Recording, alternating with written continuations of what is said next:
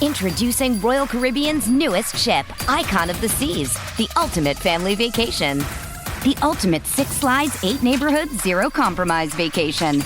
The ultimate never done that, can't wait to do it vacation. The ultimate chillin' by a different pool every day of the week vacation. This is the Icon of Vacations. Icon of the Seas, arriving in 2024. Book today. Come seek the Royal Caribbean. Ships Registry, Bahamas.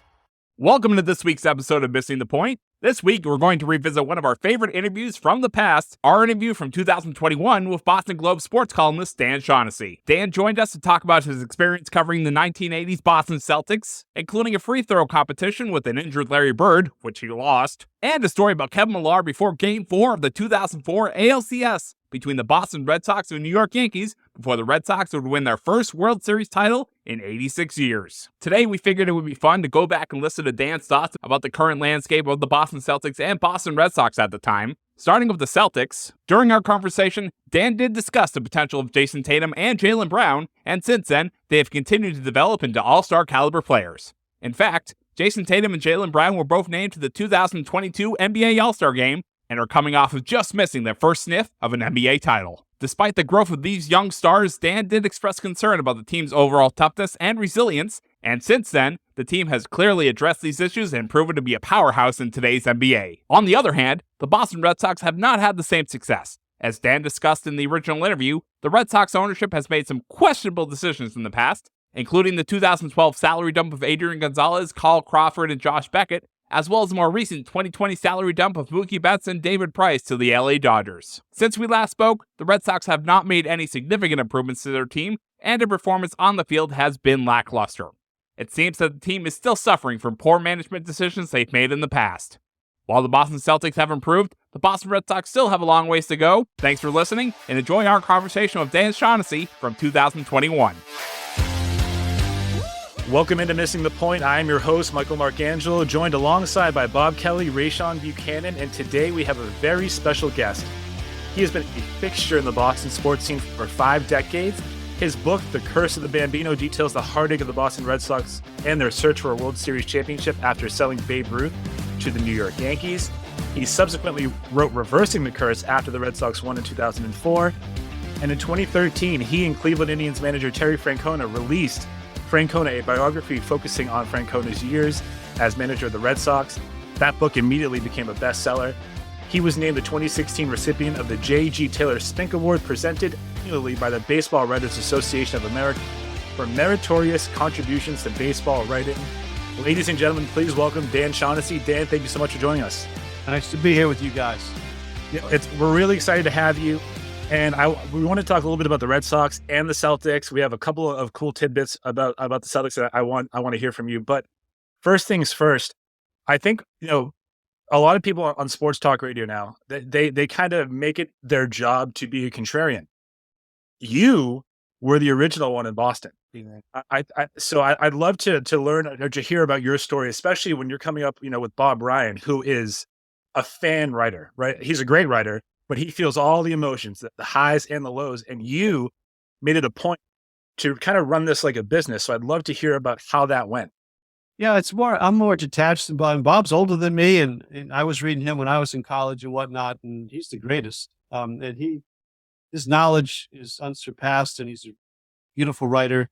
But yeah, he's a season ticket holder. He comes to it as a fan, more kind of rooting for the teams. He's been critical, but when I came into it, my directives were that you were objective, and I mean, none of us are really objective about sports. We all have opinions, so we bring those to it, and that's the fun of it.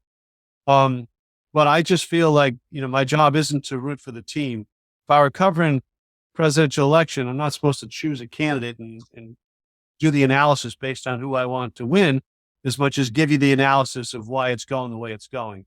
And that's what I try to do. Sometimes the better story is when the home team loses.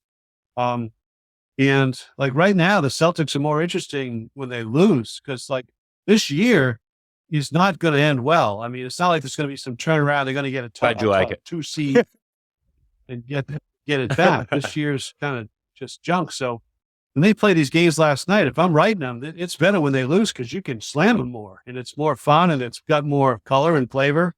But so, yeah, I'm not a fan of the teams. I'm a fan of the sports.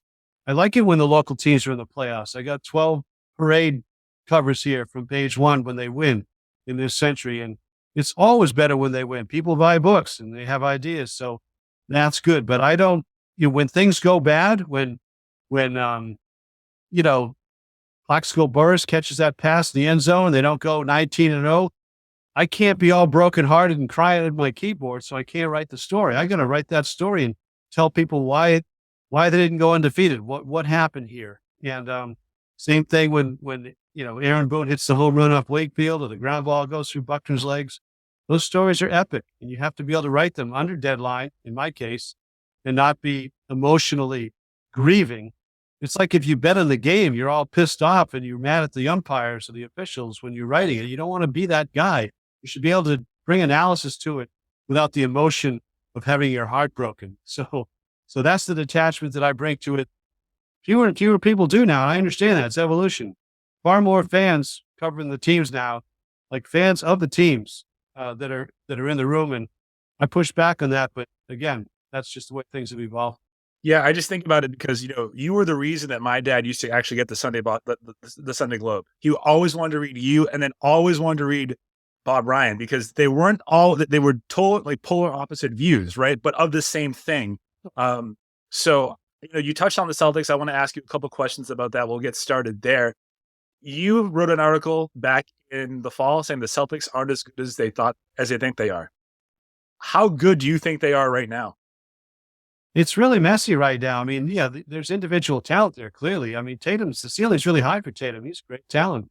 And Brown's better than I thought he would be.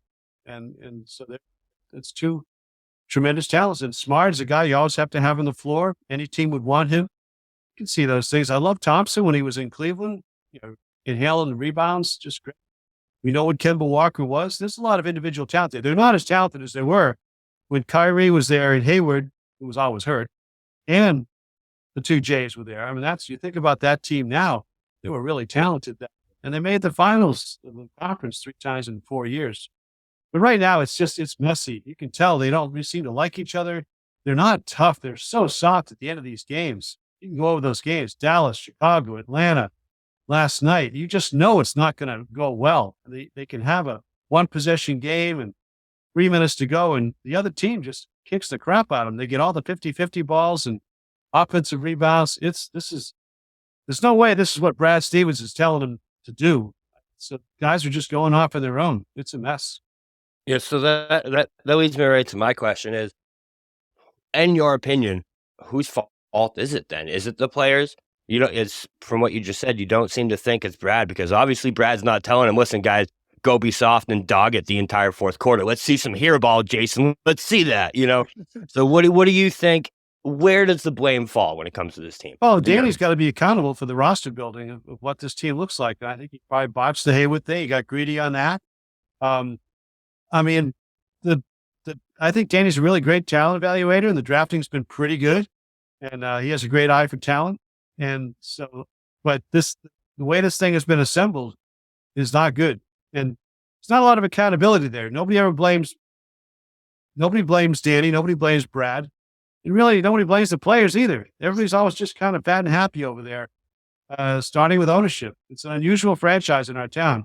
Because any other team was doing this, you'd have people with pitchforks storming the gates right now. So I have a question about that too, is when it comes to Brad and you say he's always happy and this team doesn't hold people accountable. To me, that's the one thing that drives me insane is when you see them blow one of these leads and Brad's up there still just chirping. Yeah. Played really hard tonight. We did this. Kemba's our guy. I love him. I love it when he says that. But it's like, when are we finally going to see that from Brad? Do you think that's ever coming? Is that the coach he is, or is just what it is? It's not him. That's why he's probably better off in college or high school, whatever. He's the bula guy. You're not going to get him, turning over the food spread in the room and just kicking ass. That's just not him. So maybe he's too nice for this. It doesn't help that he's not an ex-player. He's not Pop. He's not a guy with all this gravitas to it. And it gets harder and harder to get guys to listen to you. So he knows this is a failed experiment right now. Yeah, I mean, I sure hope he does. And obviously, back to your point about Danny, I hope Danny, feels the same way. And as far as his drafting goes, when it's a top pick, I feel like he does well, right? So obviously Marcus Smart at 6 in 2014, Jaylen and Jays, they both were the number 3 pick in their respective drafts. But if he has to draft anything past 14, it's really been hit and miss from James Young, Gershon Yabusele was just awful. But it leads into the question I want to ask is, so, what do you think they can do in the short term to kind of change the course? Or do you think they should, just wait till the offseason to use the trade player exception and just try to fill holes in the team, there? Well, Sean, to your point, don't ever forget or forgive that put Kelly Olynyk instead of Giannis. Oh, right. Yeah, that too. Right. Exactly. That's another one. Yeah, exactly. Yeah. I try to forget that. Yeah. Giannis went like 15, so a lot of people passed on him, but still, it's one that we never let Danny forget because Kelly was 2 picks ahead of him. Right. I don't think they're going to use that trade exception. What they got tonight or tomorrow? I mean, I just think this is a lost year. I think they'll wait till the summer, let it shake out. I don't think you're going to see it now. I know there's talk about the kid in Orlando. There's talk about Collins.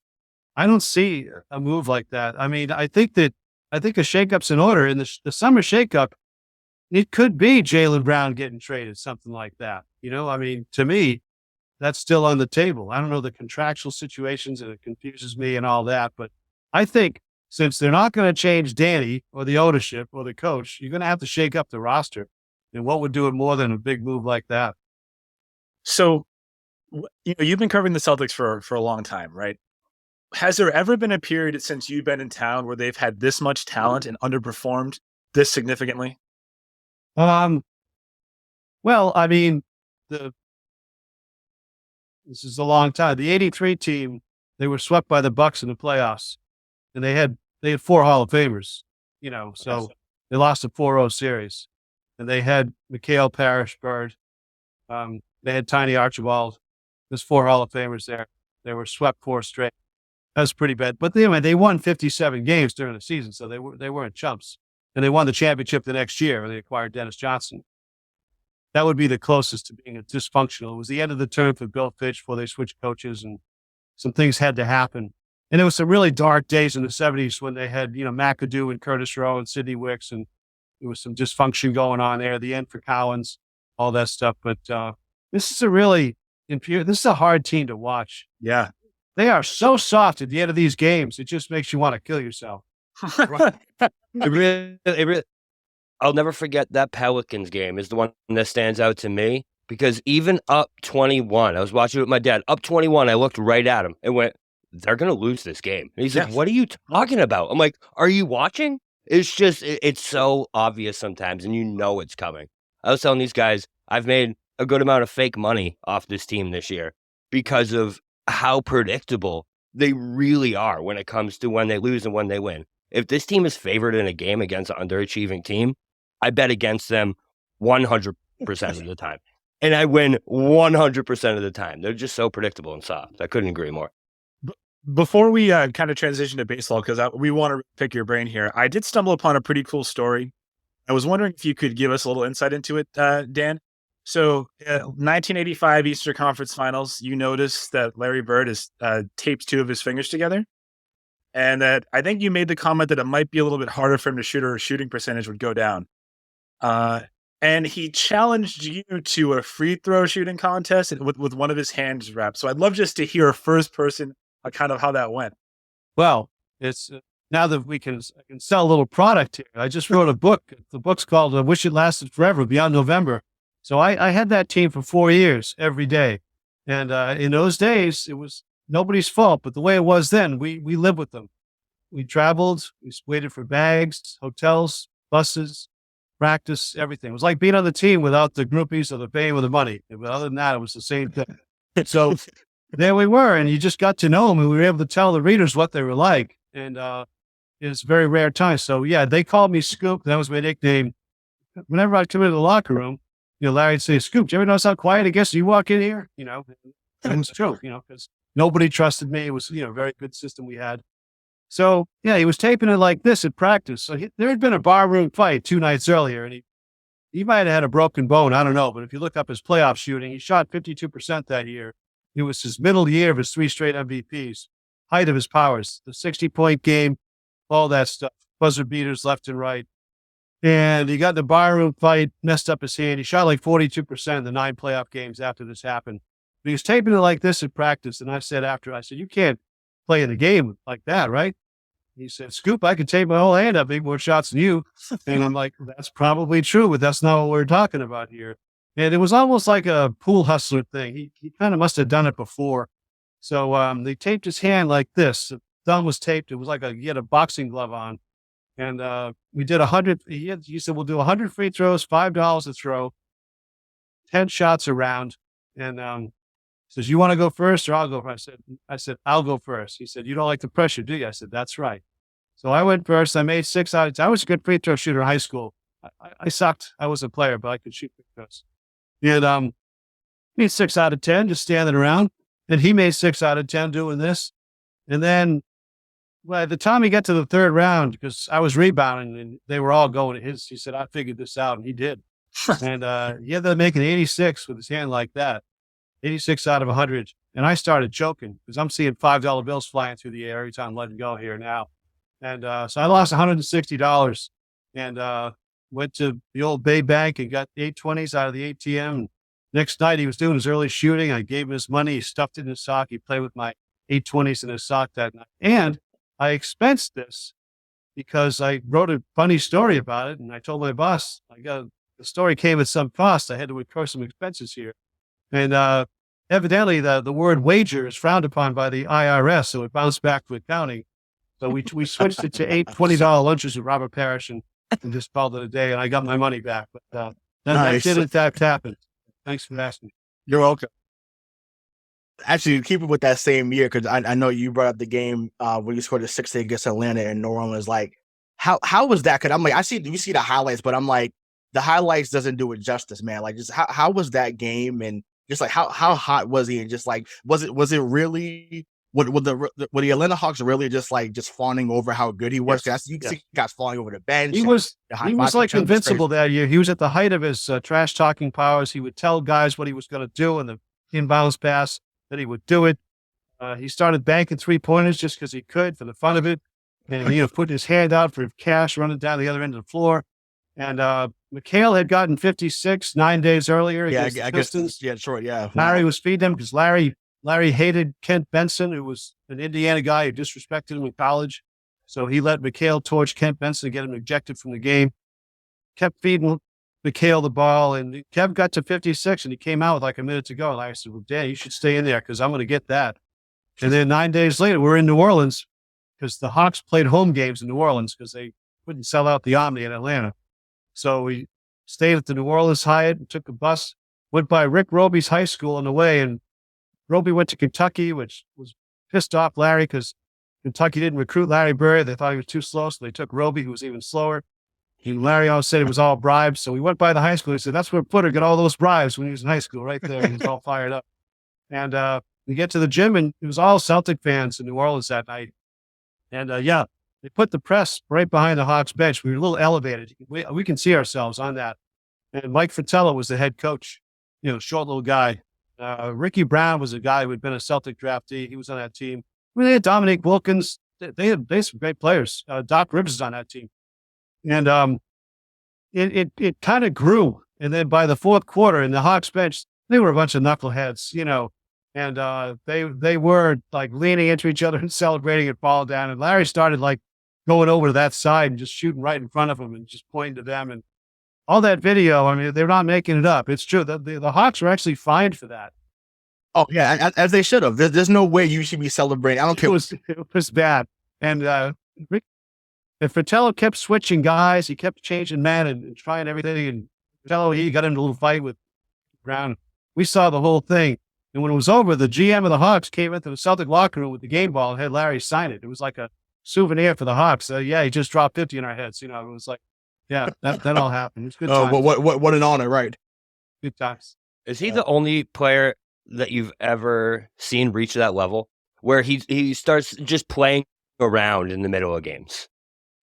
Yeah, the the talking was off the charts. We could hear it because in those days we sat. I've got pictures I'm using in this book where we're sitting right, where those people pay $1,000 now. Like we were there with our table right there, and the worst was the Julius Erving. Julius was 36 years old, and Larry was in the middle of this 3-year MVP at the height of his powers. And Julius would toy with Larry Bird in his heyday, but he was cooked, and Larry was dominant. He was bigger and stronger.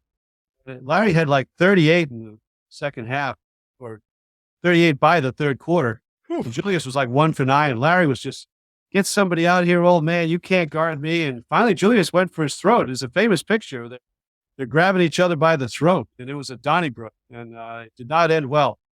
I love it. That could never happen now. Guys would be kicked out the league. Oh my God! Well, basically like Kermit Washington, right back in the day when you get to To Rudy Tom. I mean, that was a little different though. Rudy Tom Johnson. Take a look at the McHale takedown of Rambis in Game 4 of the '84 Finals when McHale comes across the floor and clotheslines Rambis. Rambis's foot almost hits the rim. He's still upended, and it was 2 shots. There was not even a flagrant rule then. They had to change the rules all around on that. So common foul. That did happen. And, common foul, right? Exactly. So you've been part of so many legendary moments in Boston, but I don't think there's ever been one more important than the 2004 World Series, right? So yeah, before the Sox win that, I want to ask you a question. It's one of Ray's questions. Is before that World Series and the curse is reversed, which Red Sox playoff moment gave you the biggest heartbreak as someone who was either a fan of the sport or covering the team? I'm not old enough to have been there in the 40s when all that stuff happened, but so I was at the Bucky Dent game in '78. That was crazy. And that was horrible for Boston because they had a 14-game lead and they blew it and ended up in a tie in a 1-game playoff and 2-0 lead in the sixth inning. It was awful. Then they had the Buckner game's the worst one because, again, it wasn't Game 7. People think it was, but, they're 1 strike away from winning the World Series, and they had won in 68 years. It's against the Mets. Saturday night in Shea Stadium, and the game's over. They got a 5-3 lead. There's 2 outs, nobody on base at the bottom of the 10th. All you got to do is get 1 more out. And then 3 straight singles, wild pitch, and then the error. That was the worst, Buckner's legs, because the World Series was over. They had won, and they somehow astronomically lost. And, of course, the Aaron Boone game, because, that's when Brady left Pedro in too long. And there was a lot of tension at that time. The teams were still popular. A-Rod, there had been a big fight to who's going to get A-Rod, and all this stuff went down. And never a greater rivalry than by 03-04 when it was going on then. So having witnessed those 3 was a lot to bring into the 04 season when, of course, they're down 3-0 to the Yankees. It's still the greatest Boston sports story. I mean, the first Patriot Super Bowl is pretty darn good. But the Sox going, 86 years, being down 3-0 to the Yankees in the ALCS, with A-Rod having been on both teams, technically, and just all the fights they had and beanball stuff they had and the great players, Manny and David and Jeter. It was just, that was the height of it. That brings me to an article that you wrote right before Game 4 of that ALCS. Oh, it's the Millar thing? The Millar thing, yeah. I got to ask you, man, what did he say to you? Because I know there's the clip where he's saying, Dan, you called us frauds. You did this. We're not frauds. We're going to win tonight. Was there more to it, or is that what happened? Well, I mean, the article, I shelf the stuff here. It was a hypothetical. So they lost Game 3. They lost 19-8 in Game 3. They're down 3-0. That was a great team. That team was a wagon. And they were down 3-0 to the Yankees in the ALCS, losing 19-8. And people were throwing shit at them and booing them. It was bad. And so the next day is Game 4, and they're going down like just dying. It's horrible. So in the paper, I said, if they get swept, they will go down as the biggest pack of frauds in Boston sports history. That statement was true then. It's true today. It's a hypothetical. If I were 7 feet tall, I would have been in the NBA. It said if they lose again, they go down as frauds. Well, they didn't. They won 8 straight games from the moment I wrote that, and they swept their way to the World Series. So anyway, it was true then, it's true now. And Millar was saying that stuff, that whole thing about don't let us win tonight. He was saying that to everybody, and his whole thing about Schill and Pedro and anything can happen in Game 7. He was just saying that to everybody. And whatever. I think that was ESPN 30 for 30, but they had the crew following everybody around, and we went hard at Theo that night. Theo was hungover, and it was just a bad time for them. And nobody thought what was going to happen did happen. But so Millar was just talking up everybody and did a good job with it. And so that clip lives on in infamy, and I'm actually quite proud of it. You should be, because it's awesome. It gives me goosebumps every time I see it, Dan. So I love it. Just to still kind of keep the theme with the past. So another question that I thought about, and because I love to talk about different scenarios and what if. So if you could put together a starting 9, for an all Red Sox team, like who would you have on it? Ooh, that's good. Rayshawn, I think I did that a few years ago, and I'm trying to remember now. So Farland Fisk is the catcher in the Hall of Fame. And not Doug Mirabelli? No, I'm just kidding. Yeah.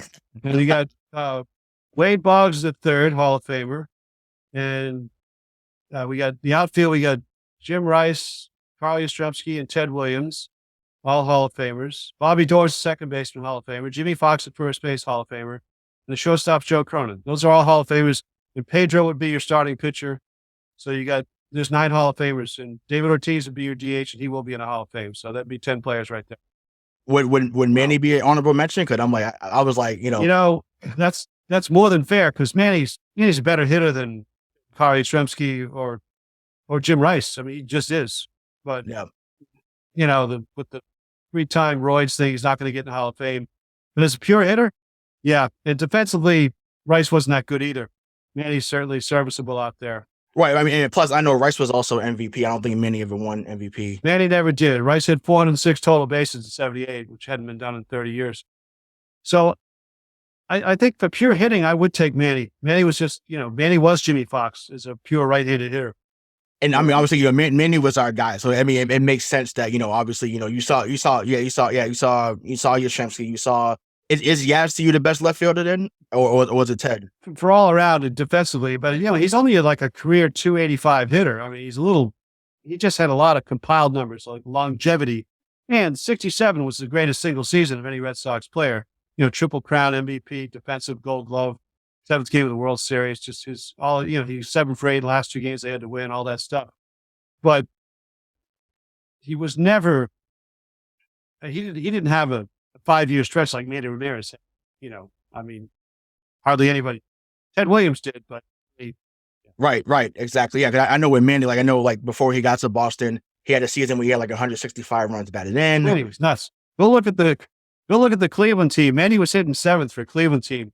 They had Tommy, Alomar, Albert Bell, Eddie Murray, Tomei, Roberto Alomar, Omar Vizquel is one of the greatest teams of all time that didn't win. So you just mentioned 9 Hall of Famers, and then you mentioned David Ortiz, which spawned this question.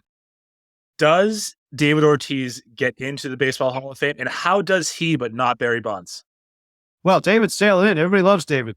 So I agree with the sentiment of what I think you're asking. I think it's unfair. And I think for me, you either let them all in or you don't let anybody in. Yeah. And so far I've been, don't let any of them in. So I won't be voting for David. He's getting in. And I understand why. And the numbers are certainly there. To your question, yeah. I mean, I don't think Barry's any dirtier than David was, if you want to go down that path. I mean, it's just, this is the times they played in, and a lot of people don't care about it, and I understand that. What about Clemens then?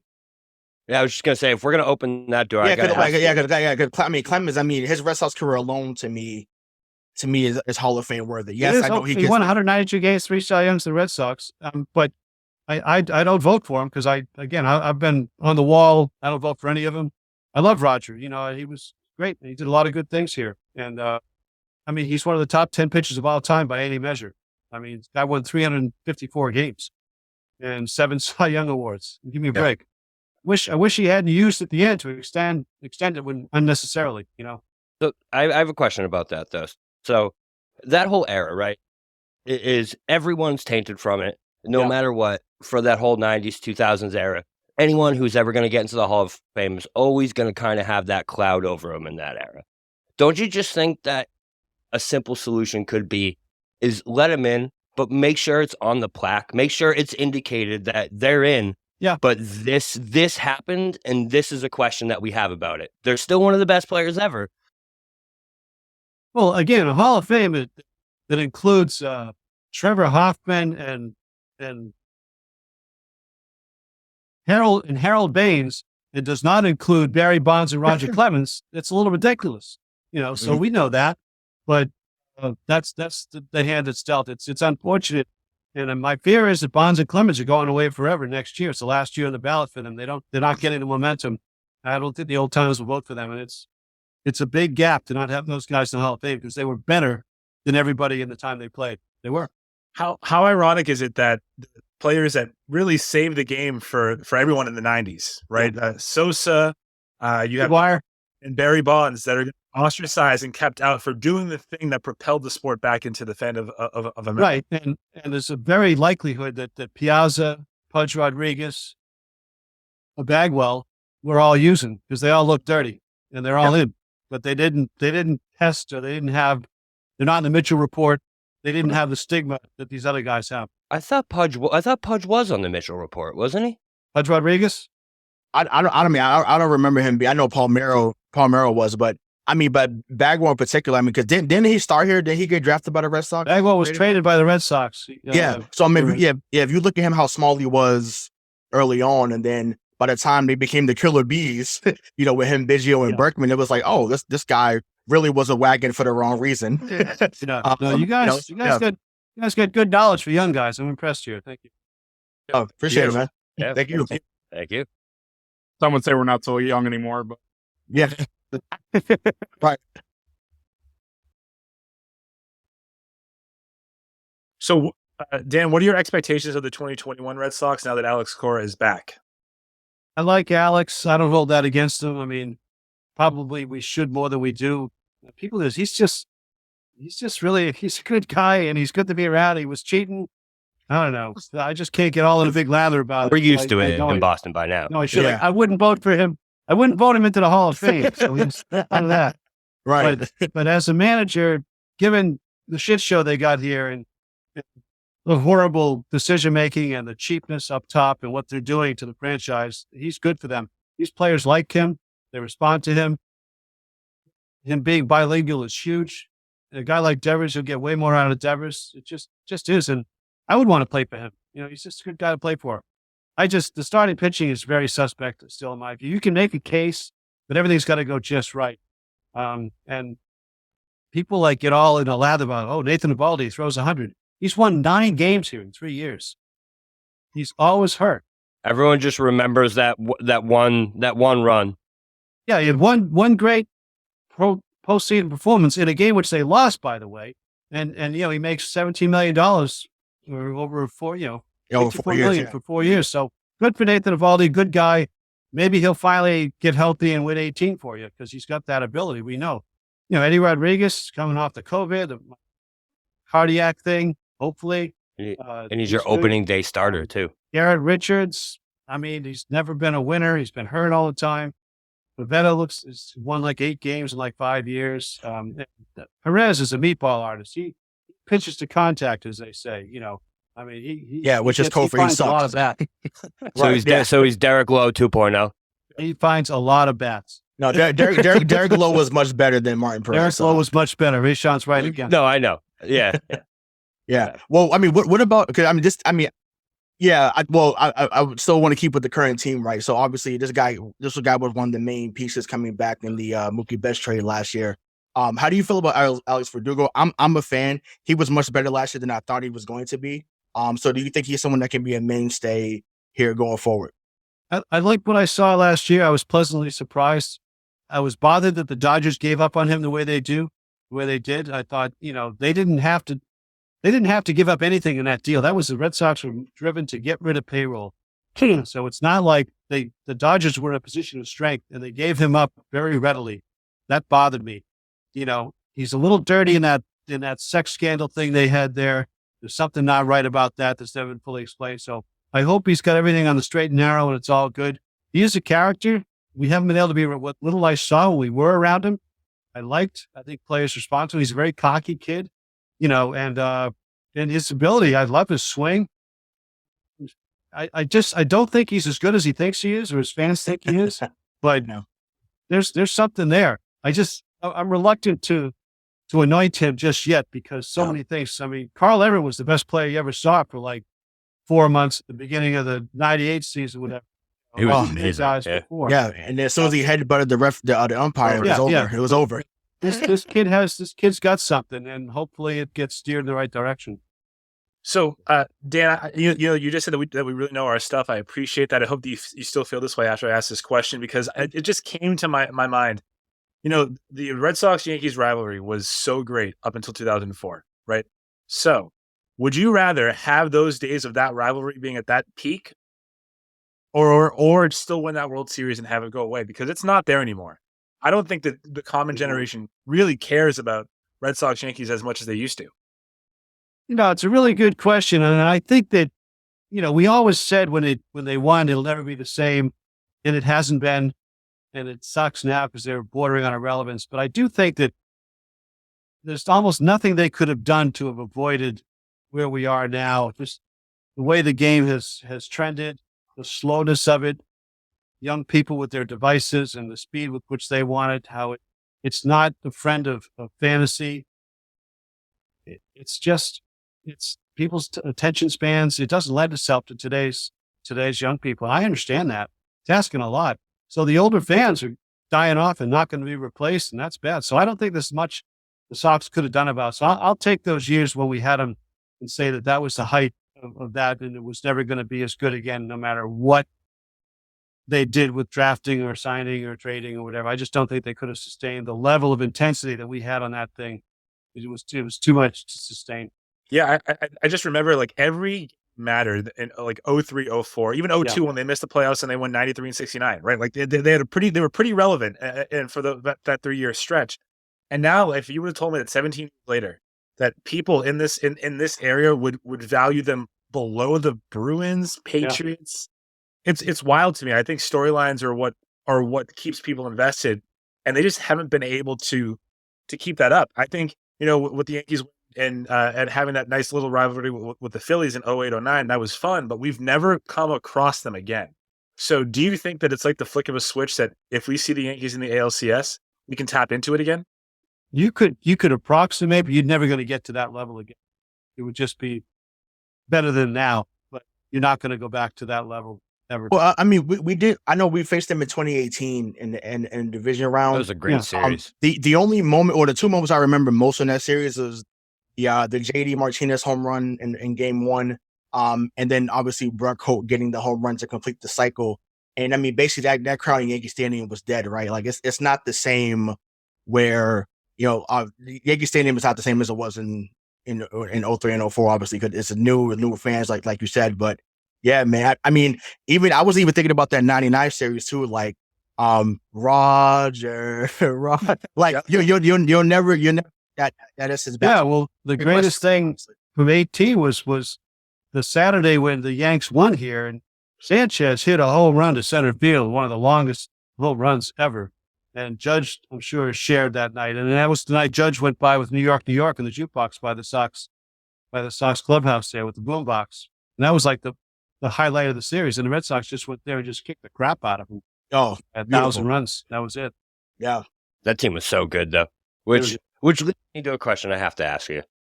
Mookie Betts, man. So them giving up Mookie Betts, I thought, in my opinion, I was going to watch Mookie Betts in a Red Sox uniform until I was in my 40s and 50s. Like, I thought this dude was going to be a mainstay. He was one of the best players I've ever seen in Red Sox uniform. And all of a sudden, it's the team that makes the most money in baseball is cutting payroll and can't pay this dude. Can you make that make sense to me? Like, I know you said that they were going to give him up for nothing and they actually got a good return for him. But, like, why did that have to happen? Did Mookie not want to be here? Like, what was the case? Yeah, I have no forgiveness for them. So don't misinterpret what I said earlier. They've tried to get the local media to push the narrative. Well, he wasn't staying anyway, so we had to do what we could do. That's bullshit. If you read his thing, it's GQ right now. Like he was buying a house here.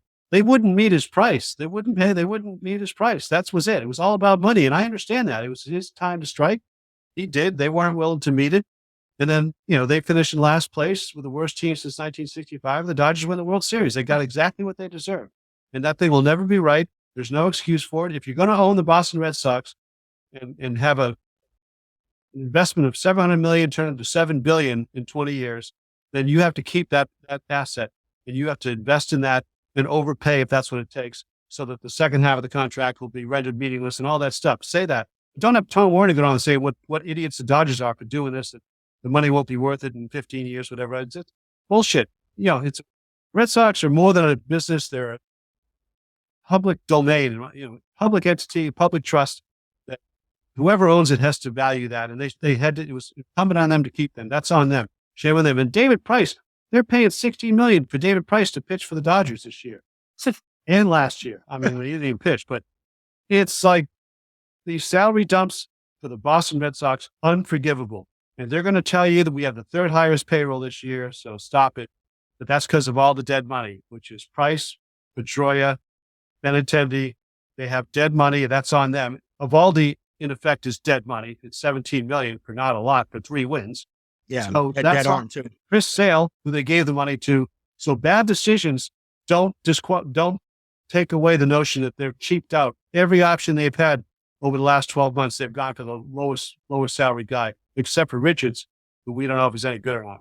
They did the same thing with Lester, though, right? Remember when he went over, when he left, and they said, "Well, we wouldn't. He wouldn't have stayed if we tried." And then they overpaid for Price and Sale and Evaldi after not giving Lester the money. Right. But how about you just try? I know that we're kind of wrapping up here, Dan. I wanted to ask you my final question.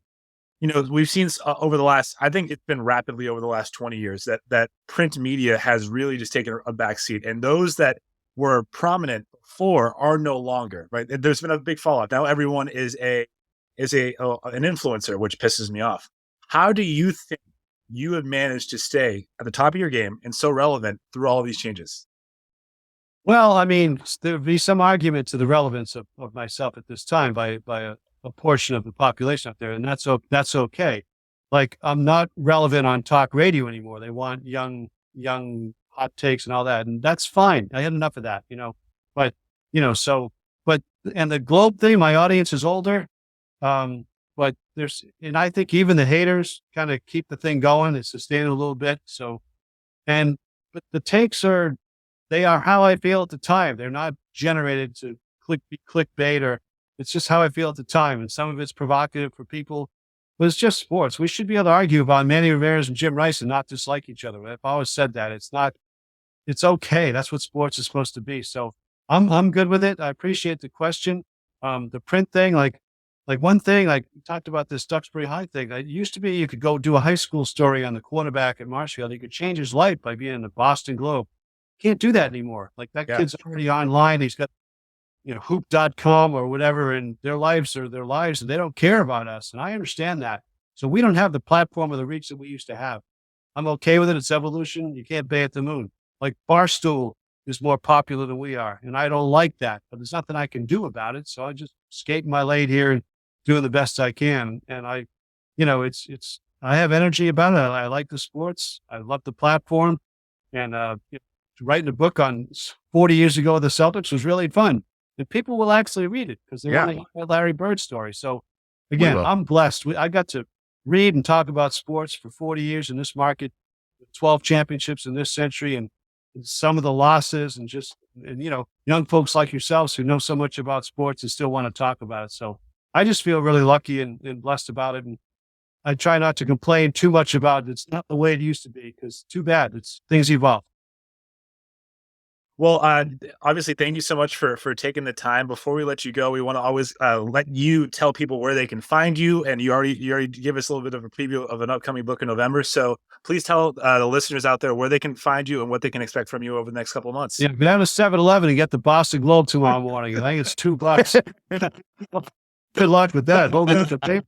Right. But no. So like Boston.com, whatever the hell, BostonGlobe.com, whatever we are. And I'm on Twitter, Dan_Shaughnessy on Twitter. Wish it lasted forever. Simon & Schuster, Scribner, Publishers, November, old days with the Celtics and Larry Bird and all that stuff. But you guys are fun. It was nice chatting with you guys. I wish you luck with the program.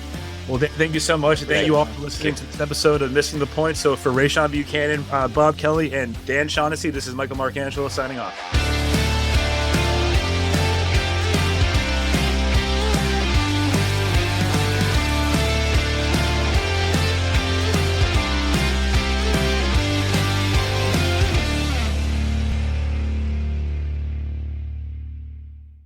Miles, are you ready to record our promo for Season 2 of the Wanna Bet podcast? David, have you ever seen a grown man naked? Miles, we're not here to quote lines from Airplane. We're here to tell people that Season 2 starts August 18th.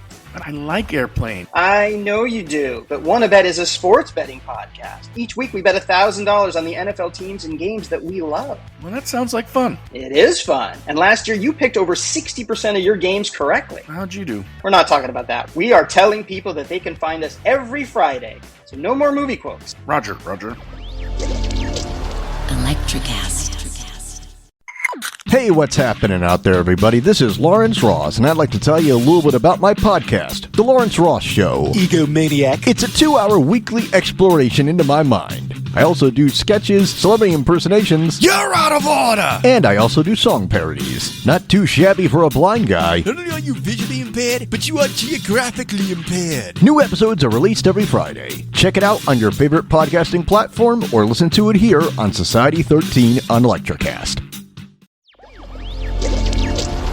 Electricast.